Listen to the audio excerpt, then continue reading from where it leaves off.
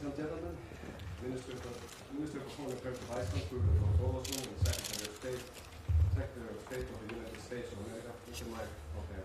Mr. Thordarson, please. Thank you. Good afternoon, everybody, and thank you for coming to this press conference on the occasion of the visit of the U.S. Secretary of State, Michael Pompeo, to Iceland. Iceland and the United States have for decades enjoyed a very close relationship, a true friendship. 75 years ago, in 1944, the United States was the first country to recognize the Republic of Iceland, which meant a lot during times of war, and we are still grateful for it. In fact, the United States entered the front line of World War II in Iceland 6 months prior to Pearl Harbor. Our countries are bound together by common heritage, but also principles and values which continue to be tested as we together face different regional and global challenges. Values that we need to uphold and protect. The ocean also connects us, and today we discussed our continued good cooperation in the Arctic as Iceland assumes the chairmanship of the Arctic Council in May, where sustainable development and ocean affairs will feature prominently.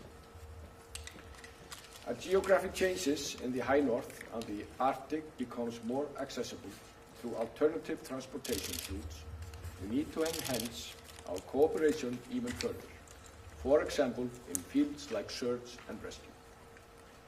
Iceland and the United States share strategic interests, and today we talked about the upcoming NATO ministerial meeting in Washington in April, where we will celebrate 70 years of successful transatlantic cooperation. Our bilateral defense cooperation, which is based on our 1951 defense agreement, also stands on strong footing and continues to evolve as security conditions call for. The decade-long presence of U.S. armed forces in Iceland left a lasting cultural legacy. People sometimes ask me if Iceland is a European state. I guess the academic answer is yes, but when you really think about it, we literally belong to Europe and North America, as the continental divide runs straight through our country. And I believe that this continental divide is reflected in the nation's heart and soul. We are more American than other Europeans. In a sense, we are a transatlantic nation, which brings me to trade and our people-to-people connections. The United States is Iceland's largest bilateral trading partner. The U.S. travelers are the single largest group of visitors to Iceland. Last year, some 700,000 U.S. tourists visited Iceland, or twice the size of our population, reflecting the relationship and frequent flight connections between our countries. There is, however, still unrealized potential for trade in our commercial relationship, and today we decided to establish an economic dialogue between Iceland and the United States to advance our bilateral economic cooperations further. The economic dialogue will include bilateral discussion between government officials, but also private sector, with the goal of boosting bilateral trade, investment, and importantly, private sector ties. Dear Secretary, dear Mike, thank you for a fruitful meeting and visiting Iceland. I look forward to the continued cooperation and friendship between Iceland and the United States. Thank you very much. Good afternoon, everyone. I want to thank Prime Minister Jakobsdóttir and Foreign Minister Thordarson for hosting me today. Greatly appreciated. It was a great working lunch. We had a wonderful conversation. We recounted some of the remarkable history between our two countries. And I look forward to seeing the Prime Minister here in just a little bit. This is the first time I've had the opportunity to come to Iceland, but it feels very familiar. Many of you won't know this, but before my time in government service, I founded a small business in Kansas, so I have a special appreciation for entrepreneurs and people like those here. And for people who strive to be, as Icelanders like to say, bestie Jaime. Our two nations do share just a wonderful and important history, and our people should never forget that. Your explorers ventured across the centuries before we were even a country. Now tens of thousands of more of our adventurous tourists love to come here and visit. I saw them on my drive-in. The flow of people is now going the other way. We're coming here. During World War II, this nation granted our American convoys aid to help Britain access to your ports, and our Apollo astronauts trained here. We were proud to be the first country that recognized Iceland diplomatically now 75 years ago. I congratulate you on 75 years of full independence. As a founding member of NATO, Iceland makes important contributions. We were delighted you hosted the successful first phase of the Trident Juncture exercise this past fall, October. And we certainly appreciate the key role that you play in securing sea lines of communications both between Europe and North America. And the economic relationship between our two countries remains strong. We definitely hope we can make it stronger. The United States recently became Iceland's largest single trading partner. And as you'd spoken about, we have now established an economic dialogue between our two nations, which I think will bear fruit quickly next year, but in the years and decades ahead as well. It will strengthen the bilateral ties between our two countries by connecting government and private sector stakeholders from both countries. There'll always be challenges. We can't take any aspect of our relationship for granted. There hasn't been a U.S. Secretary of State come here since 2008. I just spent 4 days in Central and Eastern Europe visiting capitals that had been neglected under the prior administration as well. No more. No more will we take our friends, our true allies, our partners for granted. We simply can't afford to neglect them. Our economies are too closely tied. We also seek a real partnership with you on the Arctic, a region that is increasingly strategically important. And we look forward to working with you on Arctic issues as you assume the chairmanship of the Arctic Council this coming May. We know that when America retreats, nations like China and Russia will fill the vacuum. It's inevitable if we are not there. In 1986, you hosted the pivotal summit between President Reagan and General Secretary Gorbachev that was the beginning of the end of the Soviet Union. And today we remain proud to stand shoulder to shoulder with Iceland in the strong transatlantic community that we have now built. We're old friends facing new challenges, and I'm confident we'll tackle them together. And I'm delighted to be here too and to take questions. Thank you. Thank you very much. Now we have time for 2 questions from the journalists, one from an Icelandic reporter and another from the traveling press. The first question goes to Stefán Sigurbjörnsson from Channel 2 News, Stöð 2 in Iceland. Stefán, please. Thank you. Welcome to Iceland, Mr. Secretary. Thank you. My question is for both the Secretary and the Minister. It's about Icelandic-US relations in terms of trade and defense. Could you please elaborate further on the economic dialogue and what it means for the future? Is it a first step towards something like a free trade partnership? Do you see any obstacles like EU regulations, for example, if that were a possibility in the future? And in terms of security, how do you see U.S. role in the Arctic with the ever-increasing military presence of Russia in the region? Do you see a more active role, including Iceland? Do you see more military deployment or maybe reopening of bases? Thank you. So, if I may I tackle them first? Yeah. First, with respect to the economic dialogues, we think they're important for multiple reasons. The first is it is always important to get private sector actors talking to each other, to educate them about opportunities there are to trade with other nations. And so that will be a central part of what we try to accomplish, making sure that American businesses understand the opportunities that exist here and companies from this country seeing markets and opportunities in the United States as well. But second, and you mentioned this, we think also that better understanding puts us in a better place to come to even more cooperative relations, trade relations between our two countries.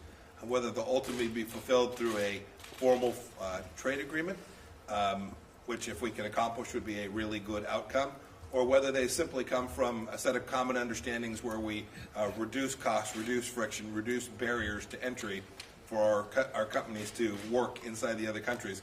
That will be a good thing as well. As for the security issues, the United States deeply understands the strategic, geostrategic challenges that exist in the Arctic, the risks that are there. And we've watched America's adversaries begin to deploy assets in a way that they believe will strategically disadvantage not only the United States, but Iceland and the European countries as well.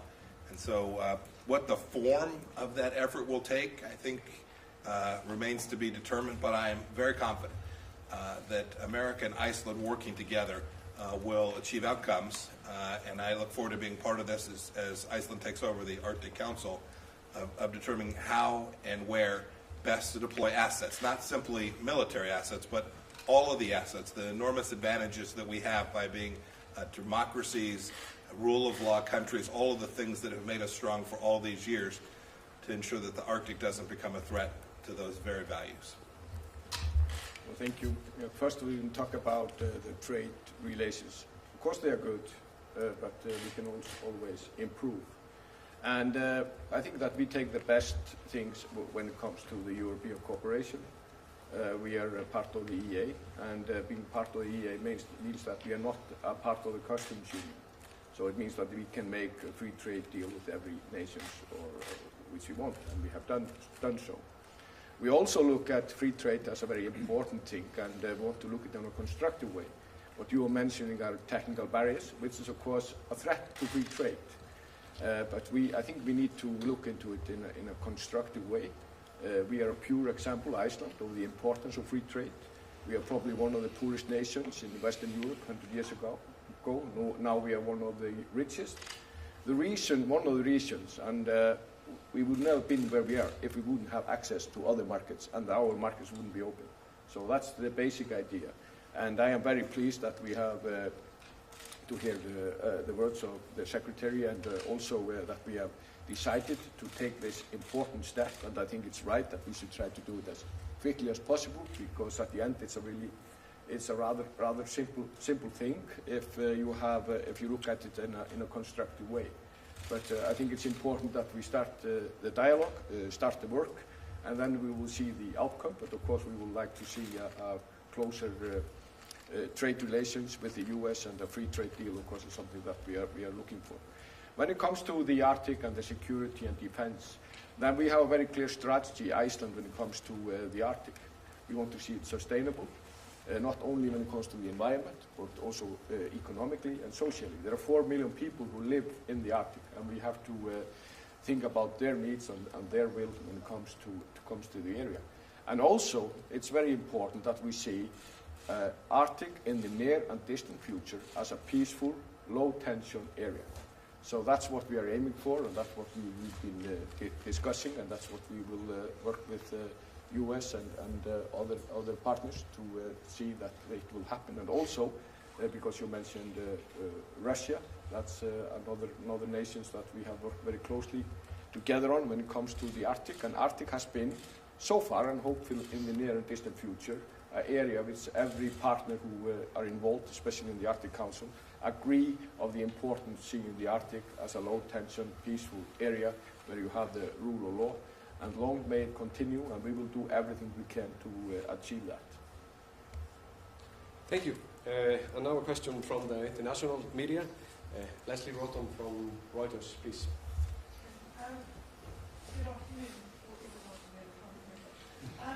Just to get you some news of the day, please, Mr. Secretary. Venezuela's Maduro has invited Elliot Abrams, the special envoy to Caracas, for talks. Do you think this is a signal to the U.S. That he is looking for a way out? And will you, in fact, send a special envoy, Abrams, to Caracas? The second one is,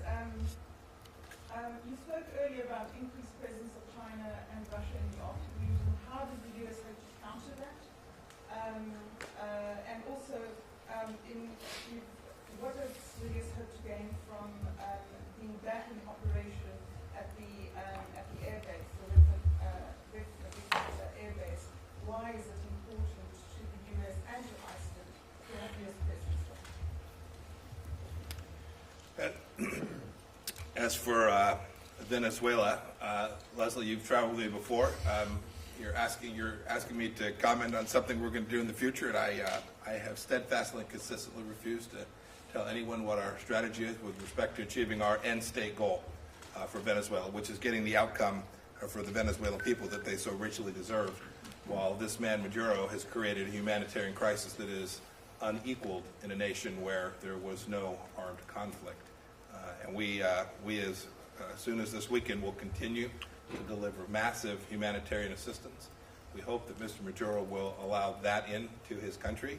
The fact that he has publicly said he wants to talk with the United States is not new, but I think it demonstrates his increasing understanding that the Venezuelan people are rejecting him and his model of governance, and that the interim president, Mr. Guaido, is both constitutionally the leader of that country and, importantly, will lead Venezuela and the Venezuelan people towards free and fair elections, which will determine a way forward for Venezuela, which will put the Venezuelan people in a much better place and on a path towards economic recovery that they so richly deserve. Your second question about how do you counter China and Russia, one of the first things you do is you find friends and allies who are in the region, and you work alongside them, and you show up, and you have serious discussions with them about how best to approach it. We have laid out in the national security strategy how the United States thinks about it during this administration, and there are multiple elements to it, not the least of which is working with our allies inside of the Arctic Council to develop precisely the right strategy so that, as the foreign minister said, a peaceful, low-tension environment exists. And we're prepared to devote American resources to achieving that.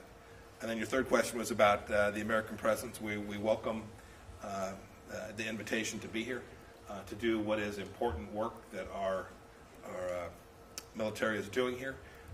It is aimed squarely at the very mission that your previous question referred to, ensuring that safe transit, open rule of law, waterways continue to exist in this very important, very central, geostrategically central location that I'm standing in today.